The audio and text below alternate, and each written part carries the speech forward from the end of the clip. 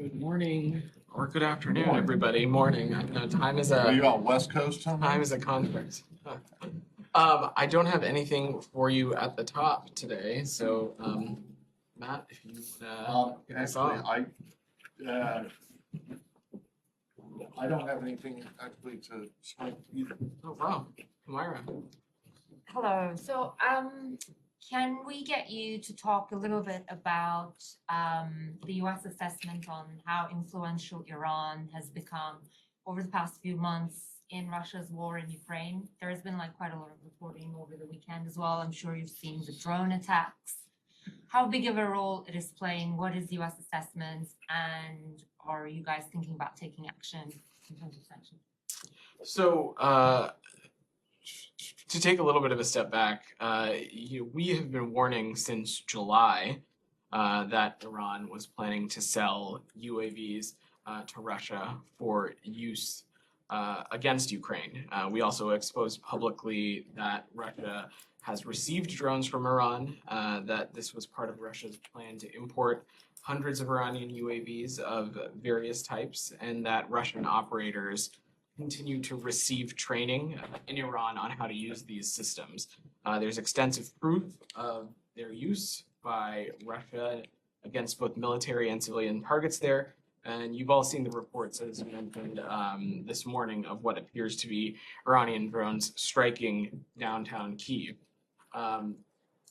Russia deepening an alliance with Iran is something the whole world, should, especially those in the region and across the world, frankly, should be seen as a profound threat and something that any country should pay very close attention to.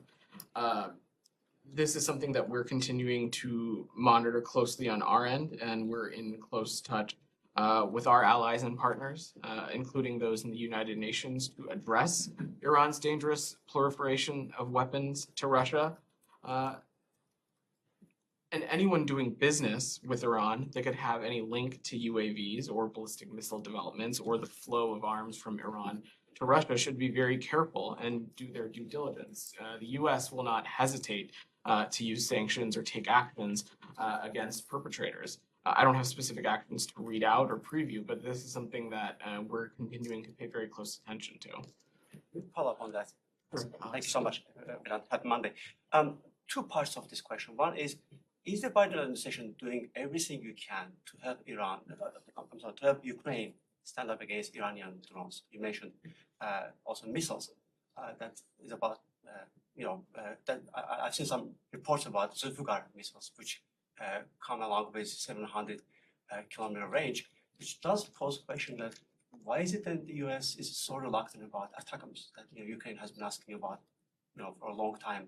Does it pose you in a bit when you make your next decisions about your help, your military aid to Ukraine, and is it going to factor into your decisions? Thanks, Alex. So over the course of this entire conflict, we have made our assessments and offered our Ukrainian partners the type of security assistance that we think is going to best position them on the battlefield. And you have seen that over the course of the trajectory of this conflict, both in the beginning months in February, but also now, where at every turn the nature of the conflict and the nature of the battlefield has shifted a little bit.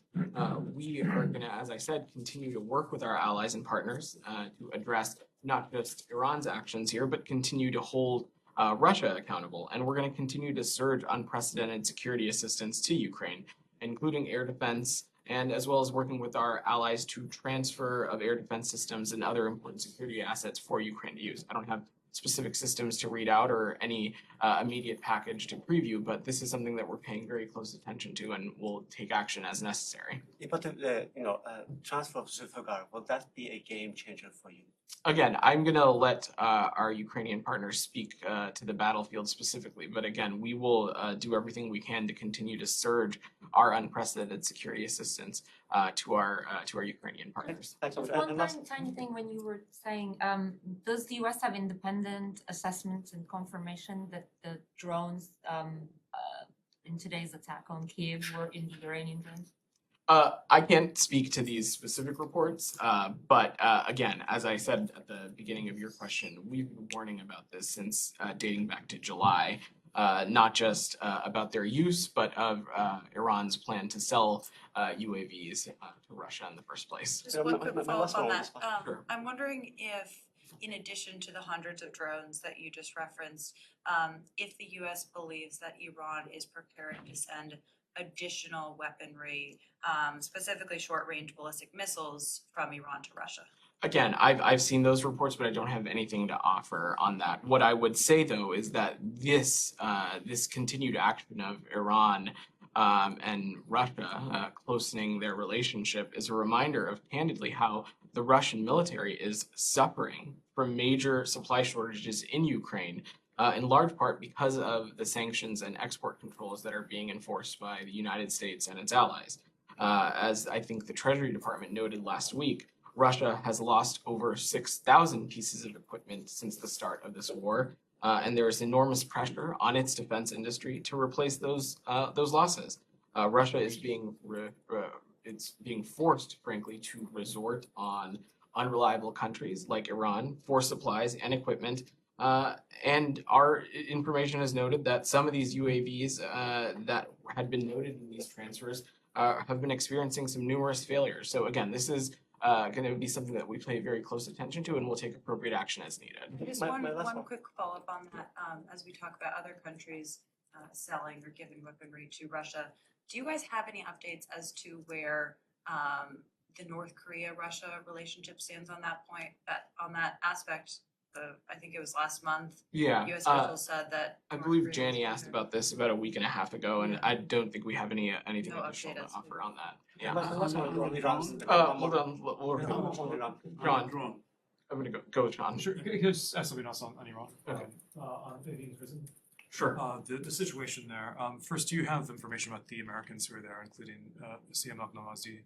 And do you have any, does the United States have any information about what actually happened in Iran? It's said to have been a fire, but obviously there's some skepticism. So I don't have any updates to offer on what transpired, but what I can say is that the detained U.S. citizens in Iran are accounted for, and they are safe. We are closely monitoring their situation for privacy and security and their safety. I'm not going to discuss the situation further, but we're going to continue to work with other countries, many of whom also have detained citizens at even, to remind Iran of its responsibility for the safety of our detained citizens. And we reiterate our call for the immediate release of all wrongfully detained U.S. citizens. When you say they're safe, they're still in Iranian custody, right? Correct. They are safe Well, from the fire and the events taking place at Even prison. But yes, they are still wrongfully detained and they are still in Iranian custody. Changing topics? Sure. Okay. It's been reported that this administration is quite furious with the Palestinian President Mahmoud Abbas for saying what he said to President Putin about not trusting the United States or not trusting the Biden administration. I wonder, you've seen the reports first. I was thinking, what are your comments on this? I have seen those reports, and I think you've seen some of my colleagues from the White House speak to this as well. But Russia's war of aggression in Ukraine is a clear violation of international law, and it serves as a threat to global peace and security. And President Putin is a far cry from the type of international partner or international leader needed to constructively address the Israeli-Palestinian conflict. And so I would reiterate that we are deeply disappointed to hear President Abbas's remarks to President Putin. Russia does not stand for justice and international law, as was evidenced by the UN General Assembly vote last week. And President Biden and Secretary Blinken, in contrast, have demonstrated a U.S. commitment for decades to seeking creative solutions and working towards a lasting peace in the region that's required to advance stability and prosperity throughout the region. Now, will this disappointment be translated into action, like, holding back maybe on the reopening of the consulate in Jerusalem or the reopening of the PLO office here in Washington in terms of tangible, punishment I don't have Palestinian. I don't have You any have- actions to preview or link it to, but I would just again reiterate our disappointment to hear those remarks in reference to. Just a couple, one more. There's been an increase in sector aggression against the Palestinians, and sometimes aided by Israeli soldiers, especially now that they have the olive harvest, and it's the only crop that Palestinians depend on annually. And obviously, the settlers are attacking farmers, uprooting trees, burning them, and so on. Sometimes, while the Israeli soldiers look on, and sometimes even joining. I wonder if you have any, first, if you have seen reports about increased settler violence, and second, if you have a comment. Well, Saeed, I spoke a little bit about this last week. The recent period has seen a sharp and alarming increase in Palestinian and Israeli deaths, including impacting a number of children. Since mid-September, at least 23 Palestinians and 4 Israelis have been killed, and it is vital that these parties themselves take urgent action to prevent greater loss of life. And we continue to emphasize the point that Israelis and Palestinians deserve to have equal measures of security, stability, of justice, and dignity and democracy. Jenny, go ahead. Thank you. I have 2 questions. One North Korea, one China. North Korea's series of provocations last week, and North Korea violated September 19 military agreement that South Korea and North Korea has agreed to 5 years ago. South Korea is considering whether to abolish the 1919 military agreement first or keep it as it is. How does the United States view North Korea's violation of military agreement? Well, Jenny, you saw me speak to this quite clearly last week, that the recent ballistic missile launches, the other kinds of aggravation and provocation that we're seeing are condemnable. And the specific ballistic missile launches are in clear violation of multiple UN Security Council resolutions. And beyond the violation of resolutions, these kinds of activities, they pose a very serious threat to the region and to the world more broadly. And so what the United States is going to continue to do is we're going to continue to stay engaged with our allies, the Republic of Korea and Japan. We're going to continue to have diplomatic engagements with them and take appropriate actions as necessary. One more, China. Chinese President Xi Jinping said he would unify Taiwan by force within a few years. And also Xi Jinping sent a letter to Kim Jong-un for strategic unity between China and North Korea. Do you think this could cause Kim Jong-un to make a misjudgment? It's not for me to speak what's in Kim Jong-un's head or not, but what I can say to the first part of your question is we have been quite clear, both publicly and privately with the PRC, that our policy towards Taiwan has remained consistent for decades and across administrations. And we remain committed to our One China policy, which is guided by the Taiwan Relations Act, the 3 joint communiques, and the 6 assurances. And we're going to continue to take steps to promote cross-strait peace. And look, as it relates to the DPRK, I think you saw last week when there was a UN Security Council hearing on this, you saw the PRC and Russia and other countries parrot this false claim that U.S. provocations were the origination of these ballistic missile launches or anything like that. That's baloney and absolutely not the case. On Iran, Sorry, for China. Okay, yeah. Can we stay in the region and then I'll work the room a little bit. Sorry about that. Yeah, Go ahead. Thank you. The president stated, China will never promise to renounce the use of force and will reserve the option of taking all measures necessary.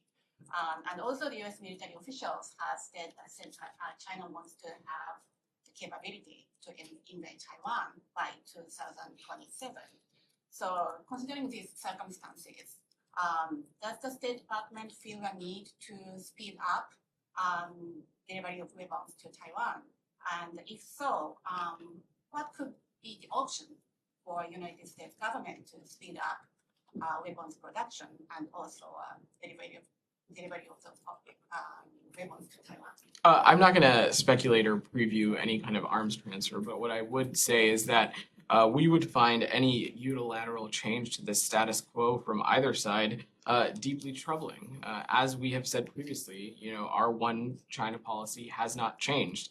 It is guided by the Taiwan Relations Act, the 3 joint communiques, and the 6 assurances. We expect that cross-strait differences to be resolved peacefully, but I'm not going to preview or hypothesize anything beyond that. Anything else on the region before we move away? Just a quick follow-up. Sure. So, so the U.S. government already promised to, sell some, the weapons to Taiwan, but some of the deliveries is not made yet. So just I would like to ask that, so how U.S. can speed up weapon productions and also to the delivery of weapons already promised to Taiwan. Right, and I just don't have anything to offer on the delivery or the sequencing and how that happens, but we can see if we have anything more. Anything else on the region before we move away? I'm gonna go to, and then I'll come back to you, Sean. I promise. It's okay. So- in the back. 2 quick questions on Iran and then one on Syria, I'm sorry. But on Iran, you said the US citizens are accounted for in Evin prison incident. Does that include do you have on US permanent residents? That's one. And then second, Iran has reportedly amassed troops on the border towns on Iraqi Kurdistan's border towns, threatening a ground offensive into Iraqi Kurdistan. Do you have anything on that? So on the first question, I don't have anything to offer beyond that. The American citizens that were at Evin prison are accounted for and not in further harm's way, as Matt said. And on your next question, I will have to check and see if we have anything for you on that. I don't have anything to offer from here. And then on Syria, I'm sorry, but a few years ago, Turkey took Afrin out of the hand of the SDF, your partners. And just past week, Tahrir al-Sham, an offshoot of Al-Qaeda or closely linked to Al-Qaeda, took over Afrin. Do you have anything on that? I don't, but I can see if we have anything for you on that there. Sean, go ahead. Could I ask, changing topics about Ethiopia? Sure. The government in Ethiopia said it's going to continue its offensive in the security region. UN Secretary General Guterres a few hours ago was saying that Ethiopia is now spiraling out of control. Does the U.S. have an assessment? Is Special Envoy Hammer involved in any efforts now? How do you see things? Yeah, sure. So a couple things. First, Special Envoy Hammer continues to be in the region. He is in Addis. He met with members of the government over the weekend and over the past couple of days. We also, throughout this, have welcomed the AU calls for a ceasefire. And we continue to be deeply concerned over the reports of increasing violence, the loss of life, the indiscriminate targeting of civilians, and the destruction in the conflict in northern Ethiopia. And we again reiterate our calls, and you saw the secretary speak to this a little. We call on the Ethiopian National Defense Forces and the Eritrean Defense Forces to immediately halt their joint military offensive. And for Eritrea to withdraw its forces from northern Ethiopia. And we further call on the Tigrayan Defense Forces to cease any additional provocations at this time. It's incumbent on all of those involved to respect and protect civilians, and we call on them to allow unhindered humanitarian access to all Ethiopians in need. In the interest of time, could I go into something else? Sure, of course. Pakistan. Yes. The Pakistan said that it summoned the U.S. ambassador. This was, of course, after the remarks by President Biden talking of dangers from the nuclear program. I know you probably don't want to speak for the president from this podium, but could you say what is said to Pakistan in response to its concerns that it voiced? Sure, Sean. So, look, the U.S. has always viewed a secure and prosperous Pakistan as critical to U.S. interests, and more broadly, the U.S. Values our longstanding cooperation with Pakistan. We enjoy a strong partnership. As you know, the foreign minister was in town and had a bilateral meeting with the secretary not too long ago. Councillor Derek Jolet had the opportunity to visit Karachi and Islamabad not too long ago, I think on the tail end of the summer, as did USAID Administrator Sam Power. So this is a relationship we view as important, and it's something that we're going to continue to remain deeply engaged on. And as it relates to the ambassador, we regularly meet with officials at the foreign ministry, but I don't have anything specific to read out. And just was there any message specifically on the nuclear issue? If the U.S. does consider dangers, as the president said. Again, I don't have any specific conversation to read out, but the United States is confident of Pakistan's commitment and its ability to secure its nuclear assets. Alex, I'm going to work the room a little bit. I've called on you a bunch in the back. Yeah, kind of a two-part question on the situation with the Saudis and OPEC. Sure. First, there were reports last week, obviously, that the administration asked them to delay that cut by a month. Ned said last week that he couldn't confirm that report, but the Saudis came out and confirmed it themselves in an official statement. So I guess first question is, can you guys still not confirm or deny that report? Are we to take the Saudis' word for it since they said that the 1 month cut was asked for? And then secondly, is there any update on how you guys are reassessing or changing the relationship with the Saudis today? Because they're seemingly already reacting. They disinvited a Biden official to an event today. They're seemingly already moving to adjust the relationship themselves. Have you guys made any progress on that front you can share?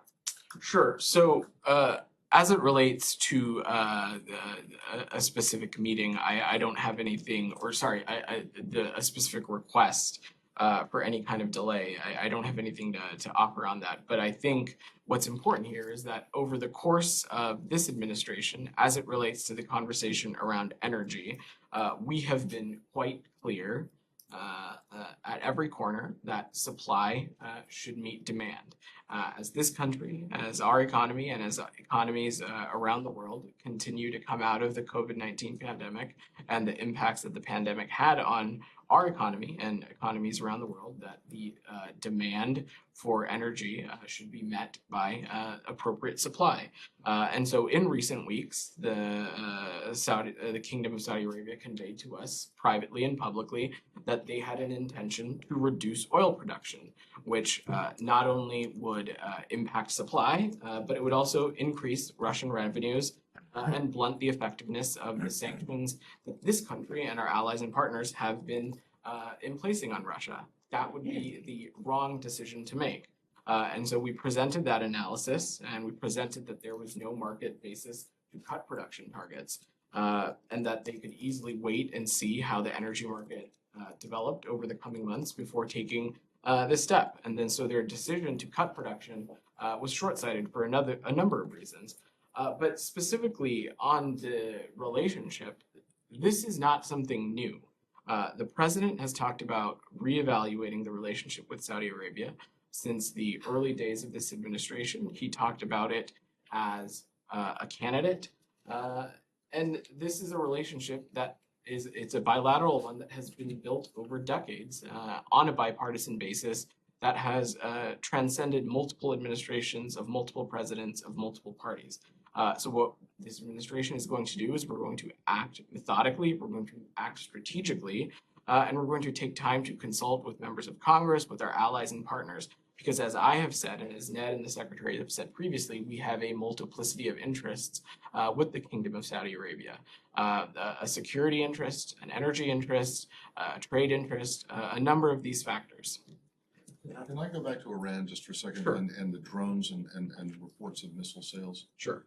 Is it the administration's opinion that either Russia or Iran is in violation of any kind of, international law or international restriction? We do, Matt. You do? We do. So as I think you probably saw earlier today, our French and British allies publicly offered the assessment that Iran's supply of these UAVs to Russia is a violation of UN Security Council Resolution 2231. And this is something that we agree with. Hold on a second. The arms embargo on Iran expired. So not all of it expired, and under the UN Security Council Resolution 2231, restrictions on the certain transfer of certain weapons remain in force, and these restrictions are in addition to those weapons that were restricted under the conventional arms embargo. And it is our belief that these UAVs that were transferred from Iran to Russia and used by Russia in Ukraine are among the weapons that would remain embargoed under 2231. Okay, that's interesting because you just said that now you're confirming that these were Iranian drones, because in a response to a question earlier, you said that you saw reports, but I just now you're didn't saying wanna that they have speak- definitely been, now you're saying that these are, that you guys know that these are definitely Iranian drones. I didn't want to speak to specific reports, And- but to answer your question, the UAVs that were part of the transfer are in violation of 2231. So, but they are conventional weapons, are they not? Our belief and our understanding is that these types of UAVs would also be restricted under. But what kind of type is that? I'm not So gonna- they could, so in other words, you're saying that the Iranians could sell the Russians AK-47s or the Iranian version of an AK-47 if they wanted to, and that would be okay? I'm But not going for to some get into reason- hypotheticals, Matt. Well, I'm not asking for a hypothetical, I just want to know why you think that these drones are covered by a resolution, by an arms embargo that expired, and that when the previous administration tried to snap back the sanctions so that it wouldn't expire, you guys removed that in February of last year. And so that embargo remains expired. And so I just want to know what is it about these drones that makes you think that they are still covered by arms sales restrictions? I can see if we can get you a technical analysis or an explanation, but our assessment is that they are covered by the remaining pieces of 2231. But I will see if we can get a specific explainer on why this specific technology. Vedant, on this point, on the drone, is it your assessment that Iran, a third world country, has such advanced drones that they can give Russia, that has had a whole history, 100-year history of rocketry and so on and all these things, to impact the battle on the ground, to actually change, to be a game changer in this war? Well, I think we would have concerns with with a country like Iran closening their alliance with Russia over the course of this conflict, a country that is known to partake in destabilizing actions, not just in its region, but also around the world. So we certainly would deeply be troubled by that. And as I spoke to that at the top of this briefing, everybody, I'm going to wrap here so you all have time to catch the Secretary for his engagement with Secretary Rice. So thanks, everyone. Thank you. Thanks.